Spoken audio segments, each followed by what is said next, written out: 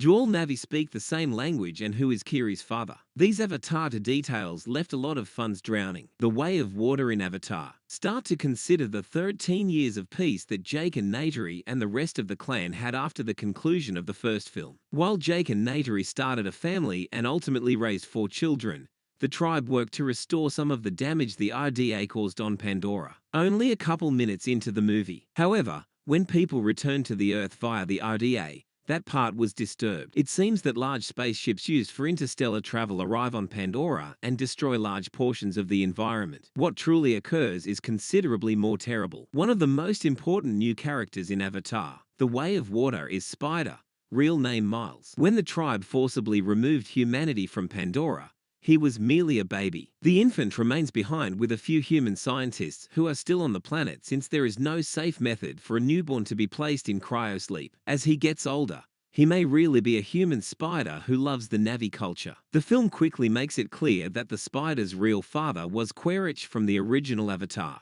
when it was revealed that his mother had been a pilot on Pandora who had perished in the conflict. It comes out that his parents are both trying to kill the people who will be raising their kid. One of the greatest shocks in Avatar, The Way of Water, is the return of Stephen Lang as Quaritch, the violently militaristic head of the RDA who tore down his own tree and dreamt of destroying Pandora. What caused this, then? The RDA conducted a brain scan on the original Avatar at some point throughout the actions. His time spent on Pandora was so important that the RDA wanted to keep a record of it in case the worst happened and Quaritch passed away. Quaritch is essentially a clone of his former self thanks to the insertion of quarters, memories, and personalities into a Vaquero Navi body. This was done so they could send him up to space with a whole new range of abilities and available to humans. The Navi avatars under the command of Colonel Miles Quaritch successfully capture a spider early in the film, but Jake soon realizes that his enemy has returned and that someone with access to all of their secrets has been compromised. He persuades Neytiri that they must leave the clan in order to save their tribe and their family. It goes without saying that the Sully family's safety depends on moving as far away from Quaritch and the RDA as they can. Naturally, at the movie's end,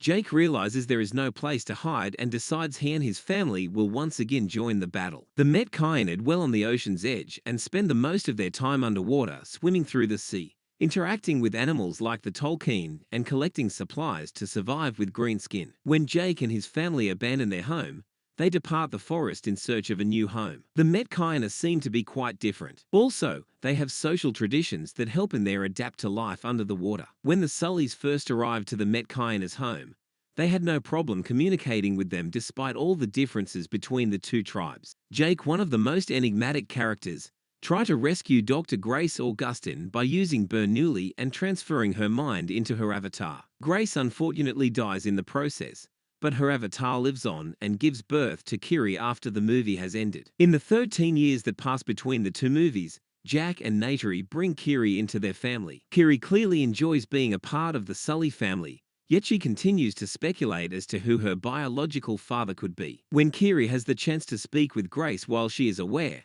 she asks about her father before Grace can respond. Kiri starts to have a seizure. Many people were confused by the story of Kiri's birth, but it's obvious that the mystery is being set up for an upcoming film to examine. Kiri almost drowns after having a seizure while visiting the spirit tree. She is then critically ill and unconscious.